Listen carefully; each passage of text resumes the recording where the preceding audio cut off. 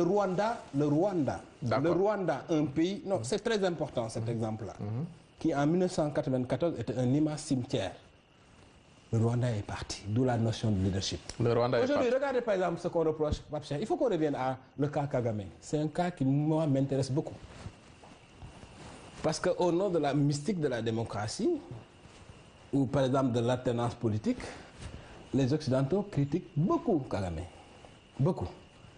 Mais Kagame, ce qu'il a fait en termes de résultats économiques, ce qu'il a fait en termes de progrès du Rwanda, je ne vois aucun pays en Afrique, ou même en Asie, qui ait fui avec un départ aussi faible, qui ait fait un bond aussi important. On peut parler de la même sorte quand il s'agit de Yaya Jammeh. Et le leadership, qu'est-ce que Yaya Jammeh a fait? Yaya Jammeh, après son accession au pouvoir en Gambie, c'est sous Yaya Jammeh que la Gambie a eu sa télévision nationale, son aéroport et pas mal d'infrastructures, non? Il y a eu deux Gambies, avant et après Yaya Jammeh, et sous le règne de Yaya Jammeh, non? Bon, bref. En tout cas... Non, bref quoi? Vous n'êtes pas d'accord? Non, Pape Cheikh, vous savez, il faut être sérieux quoi. Non, je suis très sérieux. Moi, je parle des pays africains sérieux, avec des leaders crédibles et sérieux, qui sont en train de faire avancer les choses. Vous parlez d'économie. Aujourd'hui, au Rwanda... Vous dites qu'au nom de la démocratie... Au Rwanda, aujourd'hui, au Rwanda, il y a zéro ordure. Demandez à tous ceux qui sont rendus à Kigali. Donc, pour moi... Les Gambiens ne vivent pas mieux. Mieux que quoi? Mais la Gambie, pas comparé au régime de Diawara. est l'un des pays qui s'enfonce dans les profondeurs. Comparé au régime de Diawara. Non, la Gambie, c'est vraiment l'un des derniers en termes de classement selon l'indice de développement humain. La Gambie n'est pas un modèle de développement. La Gambie, c'est la catastrophe. J'ai jamais dit ça. Mais ce n'est pas un modèle de développement en Afrique. Oui. Aujourd'hui, cette Gambie, Yaya Jammeh nous dit qu'il veut une république islamique. Et Yaya Jammeh qui, sur le plan économique, dit à la limite, n'a pas besoin de ce Sénégal, en tout cas par rapport à ses faits et gestes. Est-ce que ce Yaya Jammeh peut faire du solitaire au sein du Sénégal? Dire que la Gambie n'a pas besoin du Sénégal relève d'une escroquerie politique.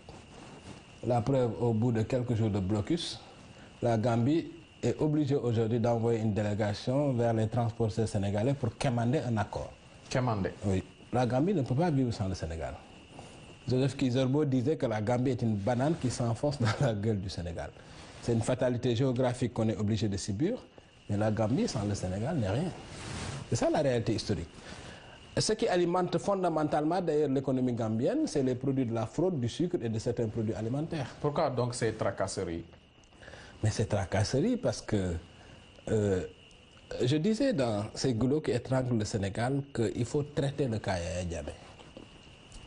Pour moi, Yaya Jammeh est un cas pathologique que le Sénégal doit traiter dans l'intérêt de sa sécurité nationale.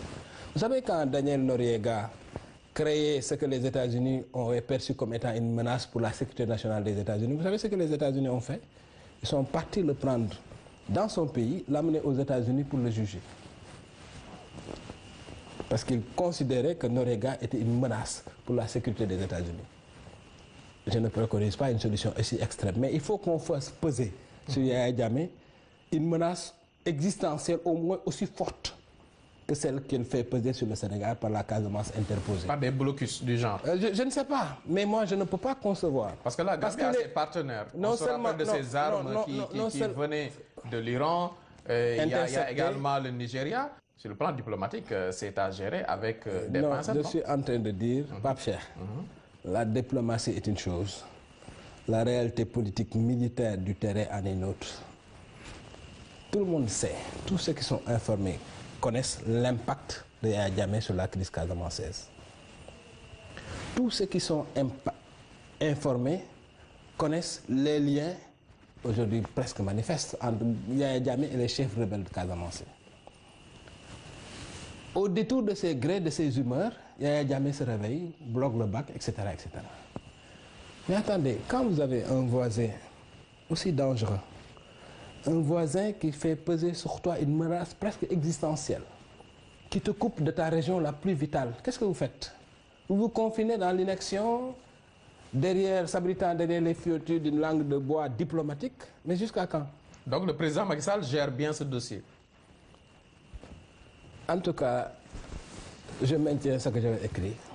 Moi, je pense qu'avec la Gambie, avec un personnage comme Yaya Jammeh, formaté psychologiquement comme il est, moi, je pense qu'il est important d'établir un rapport de terreur qui nous est favorable. Pour moi, c'est très important.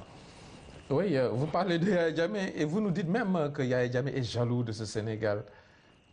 C'est quoi ça?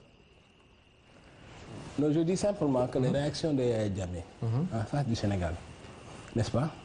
Ces sorties publiques qui sont notoires, qui sont entendues, etc., pour moi, relèvent d'une sorte d'anomalie psychologique. Ça, c'est mon point de vue. Et le cas Yaya Jammeh, pour moi, c'est un cas qui doit être traité avec beaucoup de fermeté.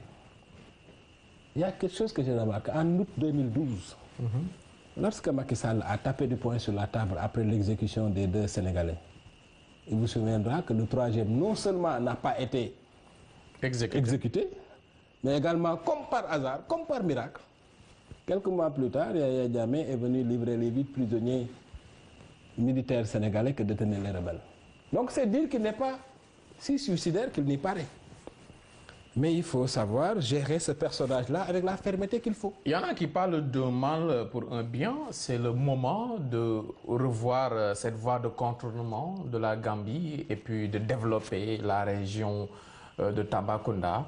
Pour moi, c'est une honte que 56 ans après l'indépendance, qu'il n'y ait pas toujours une voie qui contourne la Gambie pour créer la continuité géographique du Sénégal. Pour moi, c'est un débat qui devait être liquidé depuis très longtemps. Depuis très longtemps. Depuis trop longtemps. Il fallait développer Tambacounda. Il fallait créer une autonomie de circulation à l'intérieur du Sénégal pour ne pas être à la merci d'un dictateur capricieux. Ok.